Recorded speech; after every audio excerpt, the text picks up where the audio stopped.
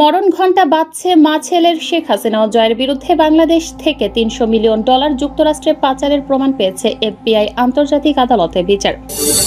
Doctor Yunus sir বাজিমাত করতে যাচ্ছে। হ্যাঁ ভাই, বাজিমাত করতে যাচ্ছে। কি রকম বাজিমাত? রাজনৈতিক সংকট নিরসনে চমক দেখাতে যাচ্ছেন ডক্টর ইউনূস। আমেরিকার গ্রিন কার্ড নিয়ে বসে থাকা আপনাদের নেতা সজীব ওয়াজেদ জয় 13 নভেম্বর ঢাকা লকডাউন কর্মসূচি সফল করার জন্য আপনাদেরকে আহ্বান জানাইছেন। ছাত্রছাত্রীদেরকে গুলি করে মাইরা সজীব ওয়াজেদ জয় শিক্ষার্থীদের প্রতি আহ্বান জানাইছেন আপনারা কেউ ক্লাসে যাবেন না। ছাত্রছাত্রীরা স্কুল কলেজে ক্লাসে যাবেন না। দর্শক, ইতিমধ্যে আপনারা জানেন 13 নভেম্বর আওয়ামী লীগকে লকডাউন কর্মসূচি সফল করার জন্য সজীব ওয়াজেদ জয় একটি ভিডিও বার্তা দিয়েছে। সেই ভিডিও বার্তার পরেই কিন্তু তার কপাল পুড়ে গিয়েছে। বাংলাদেশ থেকে $300 মিলিয়ন পাচারের অভিযোগে তিনি আটক হয়েছেন বলে সংবাদ প্রকাশ হয়েছে।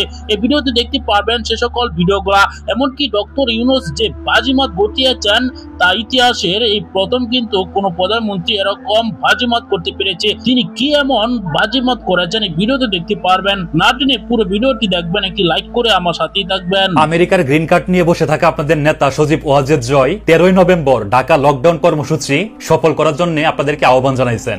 আপনারা জানেন 13 তারিখ আগামী পরশুদিন আমরা ডেকেছি ঢাকা অবরোধ। ঢাকা অবরোধকে আপনাদের সফল করতে হবে। উনি বলতেছেন ভয়ের কিছু নাই, উনি আপনাদের পাশে আছেন। এই অবৈধ সরকারের আর বেশি সময় নাই, এদেরকে ভয় পাওয়ার কিছু নাই। ছাত্রছাত্রীদেরকে গুলি কইরা মাইরা সজীব ওয়াজেদ জয় শিক্ষার্থীদের প্রতি আহ্বান জানাইছেন আপনারা কেউ ক্লাসে যাবেন না। ছাত্রছাত্রীরা স্কুল কলেজে ক্লাসে যাবেন না।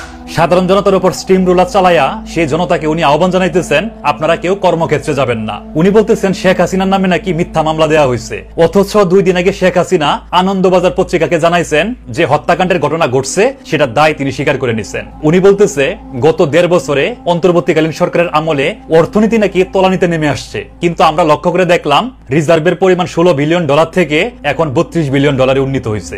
আমাদের অর্থনীতি শেষ করে দিয়েছে। আওয়ামী লীগের আবাল নেতাকর্মী যারা আছেন, আপনাদের নেতা সজীব ওয়াজেদ জয় যেহেতু আহ্বান জানাইছেন 13 তারিখ লকডাউন কর্মসূচি আপনারা সফল করেন, উনাদেরকে রাস্তা ক্লিয়ার করে দেন। আপনাদের মাথায় যদি গিলু থাকে তাহলে আপনার নেতা সজীব ওয়াজেদ জয়কে বলুন আপনি আমেরিকার গ্রিন কার্ড ছুঁড়ে ফেলে দেন, ফেলে দিয়ে বাংলাদেশে আসেন, দরকার হলে স্বেচ্ছায় কারাবরণ করেন, আপনার সাথে আমরা আছি। দেখেন আপনার নেতা আসে কিনা। যদি আসে তাহলে বুঝে নিবেন যে আপনার নেতা সত্যিকার অর্থে আপনাদের মঙ্গল চায়। আর যদি দেখেন যে আপনার নেতা আমেরিকার গ্রিন কার্ড ত্যাগ না করিয়া উনি সেখানে বৈশা বড় বড় বক্তৃতা দেয়, তাহলে বুঝে নিবেন আপনাদের মাথায় কাঁঠাল ভাঙা ক্ষমতায় যাবার স্বপ্ন দেখতেছে। এই যে শেখ হাসিনা হত্যাকাণ্ডের ঘটনা ঘটায় গেছেন, উনি কিন্তু নিরাপদেই ভারতে অবস্থান করতেছেন। উনার ছেলে সজীব ওয়াজেদ জয় আমেরিকার গ্রিন কার্ড নিয়ে বিলাসী জীবনযাপন করতেছেন। কিন্তু আপনারা যারা পাতি নেতা আছেন তাদেরকে কিন্তু আজকে মামলা হামলা কারা ভোগ করতে হইতেছে। আপনার নেতারা যদি আপনাদের মঙ্গল চাইতেন তাহলে আপনাদেরকে এইভাবে বিপদে ফালাইয়া রাখা তারা বিদেশে যাইতো না। এখনো যারা আওয়ামী লীগকে নিয়ে নাচানাচি করতেছেন, সময় আসছে, শিক্ষা নেন, আলোর পথে ফিরে আসেন। ধন্যবাদ সবাইকে। ডক্টর ইউনূস স্যার বাজিমাত করতে যাচ্ছে। হ্যাঁ ভাই, বাজিমাত করতে যাচ্ছে। কি রকম বাজিমাত? এই যে নতুন বাংলাদেশের ঘোষণাটা উনি যখন দিয়ে দিবে শহীদ মিনার থেকে, তার মানে কি ইতিহাসের পাতায় তো উনার নাম লেখা হয়ে গেল। বাংলাদেশ 2, হ্যাঁ, এই যে বাংলাদেশ নতুন ভাবে আবার জন্ম নিল, বা বাংলাদেশকে যে আমরা রক্ষা করতে পারলাম, যে বাংলাদেশকে গিলা ফেলাইছিল সেখান থেকে তো ভাই টাইনা বাইর করতে পারছি এই 5ই আগস্টে। আর সেই ঘোষণাটা যদি ডক্টর মোহাম্মদ ইউনূস স্যারের মুখ দিয়ে আসে, সেটা কি ইতিহাসের পাতায় লেখা থাকবে না? আজ থেকে 100 বছর পরে নেক্সট জেনারেশন এটা পড়বে না, এই ইতিহাস পড়বে। আর এই ইতিহাস শুধু ঘোষণা দিয়ে রুখবে না ভাই, বইপত্রে চলে আসবে, জাদুঘরে চলে আসবে, কে কি কথা বলছিলেন এই গত 15 মাসে সমস্ত কিছুর রেকর্ড এই জাদুঘরে চলে আসবে। কেউ রুখতে পারবেন না। ডক্টর ইউনূস স্যার আপনাদেরকে একটা সমঝোতায় আসতে বলছিল, কিন্তু আপনারা আসেন নাই। জামাত ইসলাম ফোন দিছে যে আসেন কথা বলি, কিন্তু এই ফোনটা দেওয়া হয়েছে কি জানেন? একটা রাজনীতি, একটা প্যাচে ফালানো। কারণ কি জানেন? এর আগেই তো তাহের সাহেব বইলা ফালাইছে আঙুল বাঁকা কইরা ঘি আনবই, মানে আমার ঘি লাগবেই, আর নো হাঙ্কি বাঙ্কি, নো হাঙ্কি বাঙ্কি কইয়া আপনি যদি ফোন দেন আর ওনারা যদি আসে তাহলে ওনারা ছোট হয়ে যাবে না? মানুষে কি বলবো? দেখছো কিভাবে ভয় দেখায় আনলো? এই জন্যই ওনারা আসে নাই। আসলে ওই যে শিশির মনির সাহেব একটা কথা বলছে, এই কথাটাকে মূল্য দিতে হবে। একটু ভাবলেই বাইর করতে পারবেন। এটা আসলে ইগো প্রবলেম। ভিডিওটা শেষ করার আগে শুধু বলবো রাজনীতির শেষ কথা নাই বইলা সবকিছু থেকেই আপনারা একটা গ্রিন সার্টিফিকেট পাওয়া যান, ওকে, নো প্রবলেম।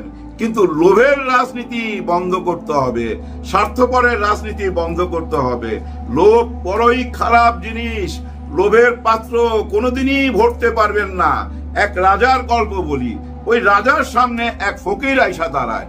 রাজা তখন খুব অহংকার নিয়ে বলে, কি চাস তুই, বল, তুই যা চাইবি আমি তাই দিমু। ওই ফকির করলো কি জানেন, তার কাছে একটা ছোট্ট বাটি ছিল, ওই বাটিটা রাজার সামনে রাখছে, রাইখা বলতেছে, রাজা মহাশয় আপনি আমার এই ছোট্ট বাটিটা ভইরা দেন। রাজা তখন তার গলা থেকে ওই যে মুক্তার হারটা আর গয়নাগাটি থাকে না রাজাদের গলায়, ওগুলা সব খুইলা এতগুলা ওই বাটিতে রাখছে। বাটিতে রাখার পরই বাটিটা একটু বড় হয়ে গেল, মানে যে পাত্রে সে রাখছে ওই পাত্রটা বড় হয়ে গেল। অর্থাৎ রাজা যা কিছু দিছিল ওগুলো এক কোনায় পড়ে রইল, বাটিটা তো একটু বড়, অটোমেটিক বড় হয়ে গেছে। এখন রাজা দেখলো তার প্রেস্টিজের ব্যাপার, সে বলতেছে, এই উজির মন্ত্রী, তোমরা সবাই তোমাদের গলা থেকে সোনা দানা যা আছে খুইলা এখানে রাখো, হাতের আংটি সুদ্ধা রাখো। এবং সবাই তাই করলো। ওটা রাখার পরে আবার পাত্রটা বড় হয়ে গেল। রাজার তো এবার সম্মানের ব্যাপার, রাজা কথা দিছে তার ওই পাত্রটা, ওই বাটিটা ভইরা দিবে। রাজা তখন আদেশ করলো সিপাহীকে, খাজাঞ্চি খানা থেকে যত ধন দৌলত আছে সবাই না ঢাইলা দাও। তাই করা হলো, সবাই ওই খাজাঞ্চি খানার যত ধন দৌলত সব আইনা ঢাইলা দিল। সঙ্গে সঙ্গে পাত্রটা আরেকটু বড় হয়ে গেল, তার মানে ভরলো না। রাজা তো ভাই বুঝছেন, মান ইজ্জত চলে যায়, কিন্তু রাজা ছিল খুব বিবেকবান। সে বলল, এই ফকির আমি ক্ষমা চাই, তোমার ওই পাত্রটা আমি ভরতে পারবো না। তখন ফকির যে দর্শক আপনারা জানেন, অন্তর্বর্তীকালীন সরকার আসার পর থেকে নানান ষড়যন্ত্র করছে ভারত ও বাংলাদেশের পলাতক আওয়ামী লীগ। তারা কিন্তু ভারতে বসে ষড়যন্ত্র চালাচ্ছে, বিভিন্ন কায়দায় ডক্টর ইউনূসকে ক্ষমতাচ্যুত করতে চায় তারা। ইতিমধ্যেই 13 নভেম্বর আওয়ামী লীগ লকডাউন ডেকেছে। সেই লকডাউনের কর্মসূচি সফল করার জন্য বিভিন্ন নেতাকর্মীরা বার্তা দিচ্ছে। সিনিয়র নেতাকর্মীরা বলছে এই লকডাউন যেন সফল করা হয়। এমনকি সজীব ওয়াজেদ জয় তিনি নিজেও একটি ভিডিও বার্তা দিয়েছেন। দর্শক, তিনি ছাত্রদের এমনকি সাধারণ নাগরিকদের যে নির্দেশ দিয়েছেন তা কিন্তু কিছুতেই মানছেন না সাধারণ জনগণ। তারা মাঠে নেমেই কিন্তু গ্রেপ্তার হচ্ছে। আওয়ামী লীগের বেশ কয়েকজন নেতা গ্রেপ্তার হয়েছেন, এখন আর মাঠে দেখা যাচ্ছে না তাদেরকে। দর্শক, তাদের এরকম কর্মসূচি ঘোষণার পর মানুষ যদি রাস্তায় না নামে তাহলে কিন্তু তারা আর কোনোদিন জনমত দেখাতে পারবে না। দর্শক, দেখা যাবে 13 নভেম্বর কি হয়। দর্শক, এ সকল বিষয় নিয়ে আপনার কি মতামত জানাবেন। পরবর্তী ভিডিওগুলো নিয়মিত সবার আগে পেতে চ্যানেলটিকে সাবস্ক্রাইব করে রাখবেন। আসসালামু আলাইকুম।